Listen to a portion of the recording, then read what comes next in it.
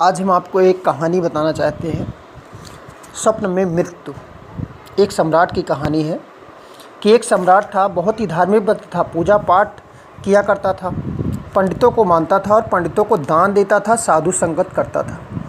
कोई भी कार्य बिना पंडित के सलाह के नहीं करता था। एक दिन रात में सम्राट सो रहे थे। सम्राट ने रात में स्वप्न देखा कि कोई काली छाया उनके कंधे पर हाथ रखे खड़ी है। राजा ने चौंक कर पूछा, तुम कौन हो? तब उस छाया ने कहा कि तुम्हारी मृत्यु कल संध्या के समय सूरज डूबने से पहले मैं तुम्हें फिर मिलूंगी। तुम्हें खबर देने आई हूँ, ठीक समय पर ठीक जगह पर आ जाना। सम्राट ने कहा, मृत्यु?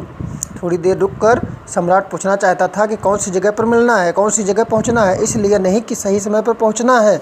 वो उस जगह से बचने के लिए पूछना चाहता था। तब तक सपना टूट गया और सम्राट पूछ नहीं पाया कि कौन सी जगह पर मृत्यु होने वाली है, वो पहुंचना है। सम्राट बहुत परेशान हो गया, सपना टूट गया, छाया विलीन हो गई। अब किससे पूछे?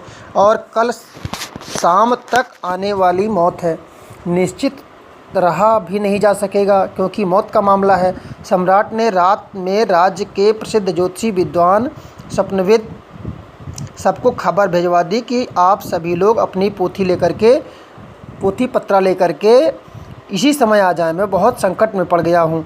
राज्य के सभी ज्योतिषी विद्वान पंडित संकट को उबारने के लिए राजा को अपनी अपनी पोथी पत्रा लेकर के हाजिर हुए। पंडितों के पास कुछ किताबों के अलावा और कुछ होता भी नहीं है। सभी लोग अपनी अपनी किताबें खोलकर स्वप्न का अर्थ निकालने लगे, खोजने लगे। राजा ने पूरा हाल बताया और पंडितों से पूछा, स्वप्न का क्या अर्थ है? स्वप्न का क्या मतलब होगा?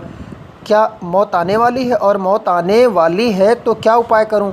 पंडितों ने कहा, राजन ठहरें, पहले स्वप्न का अर्थ निकाल लेने दीजिए, उसकी व्याख्या कर ली जाए। स्वप्न का क्या अर्थ है, क्योंकि हम सभी पंडित आपस में सहमत नहीं हैं। हमारा शास्त्र कुछ कहता है, उनका शास्त्र कुछ और कहता है। स्वप्नविद का अर्थ कुछ और कहता है और शास्त्रियों का कुछ अर्थ अलग अलग कहता है। भाषा बोलने में अलग अलग है। पंडित लोग शास्त्र के वाद विवाद में लग गए। धीरे धीरे सुबह हो गई, सूरज निकल आया।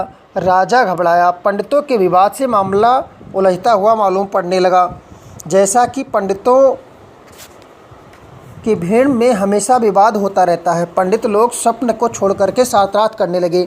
एक दूसरे को पंडित लोग नीचा दिखाने लगे। ऐसा सिद्धांतों की बात करने लगे कि जिससे एक पंडित दूसरे से लड़ने लगे। स्वप्न से कोई संबंध नहीं रह गया, सिर्फ लड़ाई झगड़े की वहाँ माहौल बन गया। सम्राट बार बार पंडितों से कह रहा था कि देखो, सूरज निकल आया है, सूरज आगे बढ़ रहा है, सांझ होने में ज़्यादा समय नहीं रह गया। धीरे धीरे शाम हो गई। शाम जैसे जैसे नज़दीक आती है, मौत नज़दीक नज़र आती दिखाई राजा को दे रही थी। मुझे मौत से बचना है और तुम लोग अभी स्वप्न का अर्थ भी नहीं निकाल पाए, आपस में लड़ रहे हो। स्वप्न के अर्थ निकालने के बाद ये भी तो खोजना है कि मौत से बचना कैसे है। अभी स्वप्न का अर्थ ही नहीं निकाल पाए, मौत से बचेंगे कैसे? पंडितों ने कहा, पहले स्वप्न का अर्थ निर्णित हो जाए, उसके बाद मौत से बचने का उपाय खोज लिया जाएगा। सम्राट राजा का एक वृद्ध नौकर था, वो भी वहीं पर बैठा ये सब बातें सुन रहा था। तो उसने सम्राट से कहा कि प्रभु राजन, मैं एक बात बोलकर बुरा बंद मानना तो मैं आपको शायद इन पंडितों से ज़्यादा अच्छी मेरी बात लगे। उसने कहा कि ज़्यादा पंडितों की भीड़ में एक पंडित सही निष्कर्ष पर नहीं पहुंच सकता। अगर अकेला पंडित होता तो कोई युक्ति बता देता, लेकिन ये ज़्यादा पंडित हैं तो ये शास्त्रार्थ करने में लगे हुए हैं, एक दूसरे को नीचा दिखाने में लगे हैं। इसमें कोई हल निकलने वाला नहीं है। मैं पंडितों का खंडन नहीं करता हूँ, लेकिन ये दूसरे का बात को खंडन कर दिया करते हैं, इसलिए बात समझ में आ नहीं रही है। पंडित लोग इतना समय बिता दिए हैं, लेकिन अभी तक इस स्वप्न के सही अर्थ का निष्कर्ष नहीं निकाल पाए हैं और ये भी आशा नहीं है कि शाम तक सही निष्कर्ष पर पहुंच जाएंगे। जब तक शाम हो जाएगी, पंडितों ने निष्कर्ष के लिए शाम नहीं रुकेगी। शाम होते ही मौत भी आ जाएगी। इसलिए मेरी राय माने तो आप तेज घोड़े पर बैठ करके कहीं दूर चले जाएं। कम से कम इस महल से दूर चले जाएंगे जहां पर काली छाया मौत बनकर आपके कंधे पर हाथ रखा था। आप वहां से तो भाग जाएंगे, इतनी बड़ी दुनिया है, कहीं भी भाग जाएं। सम्राट को नौकर की बात युक्तिपूर्ण लगी। अपने तेज नामक घोड़े पर सवार होकर के राजा भागने लगे। भागते समय पति पत्नी के रिश्ते, बच्चे, परिवार, महल, किसी की याद ना आई। सब छोड़कर मौत से बचने के लिए भागते चले गए। सारी बातचीत, सारी बुद्धि नष्ट हो गई। सिर्फ घोड़ा था और सम्राट था। घोड़े से भी बातचीत की सारी इतना नाता था कि वो तेज घोड़ा भागता था। भागते भागते राजा से कई मील दूर निकल गए, परंतु राजा को न भूख लगी न प्यास लगी।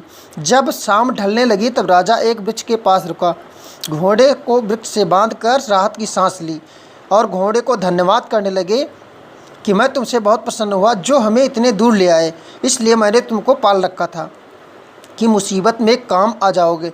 घोड़े को खुश होकर सहला रहा था, तभी सम्राट के कंधे पर वही काली छाया मौत ने हाथ रखा। सम्राट ने पीछे मुड़कर देखा, वही स्वप्न वाली काली छाया मौत सम्राट के सामने खड़ी है।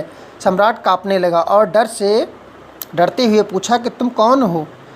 मेरे तो प्राण रूह कांप रहे हैं, सारा दिन भर की मेहनत बेकार हो गई, व्यर्थ हो गई।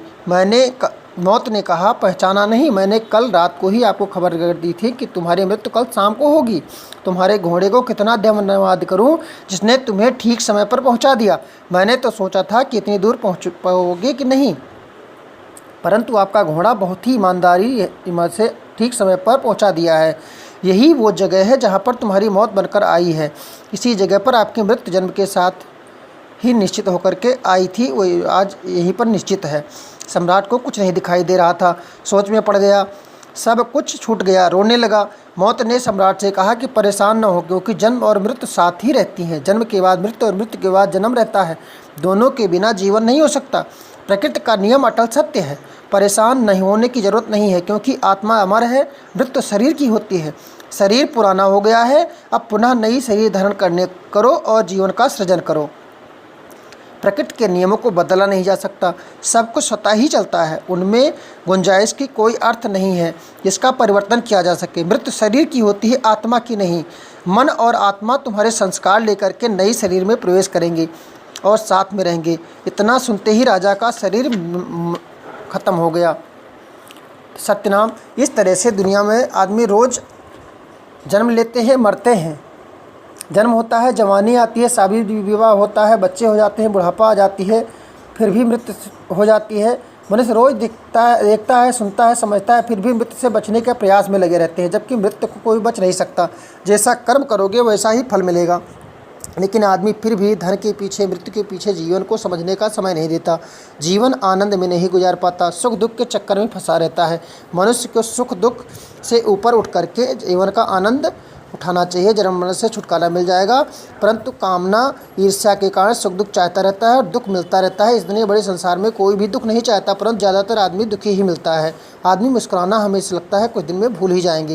ये शरीर नाशवान है, परंतु शरीर के माध्यम से जीवन का आनंद उठाना है तो जीवन को समझना पड़ेगा, आनंद को समझना पड़ेगा, तभी सुख दुख से छुटकारा मिल सकता है। हर आदमी कहता है कि बड़ा बंधन है, संसार भ्रम जाल है। इसी सोच में डूबकर आदमी आत्महत्या भी कर लेता है, परंतु आत्महत्या कर लेने से बंधन और बड़ा हो जाएगा। मनुष्य को विचार करना चाहिए कि जो संसार में बंधन है उसको बनाया किसने और मिटाया कैसे जाए, दुखों से छुटकारा कैसे पाया जाए। मनुष्य स्वयं बंधन का निर्माण करता है और उसी बंधन में फंसकर जीवन को बिना समझे मृत्यु को प्राप्त होता है। अगला जन्म होता है तो और बंधन बड़ा हो जाता है, क्योंकि मृत्यु के बाद भी संस्कार, मन और आत्मा नई शरीर में प्रवेश करेंगे। इसलिए जन्म मरण छुटकारा पाना असंभव हो गया है। अगर मनुष्य अपने समय और जीवन के महत्व को समझेगा तो जीवन का सृजन करके मोक्ष को भी प्राप्त कर सकता है, मृत्यु से अमरता को प्राप्त कर सकता है। मृत्यु किसकी होती है, जीवन क्या है, आनंद क्या है, सुख दुख क्यों होता है, इस सब जिस मनुष्य के विचार में आता है वो सब उसका उपाय खोजता है। उपाय के माध्यम से जीवन को समझकर सफल बना सकता है, परंतु लड़ाई झगड़ा ईर्ष्या देश में जीवन को नहीं समझ पाता है। परमात्मा को पूजते तो सब है, पर जानने की कोशिश बहुत कम लोग करते हैं। परमात्मा ही जीवन है, जीवन ही परमात्मा है।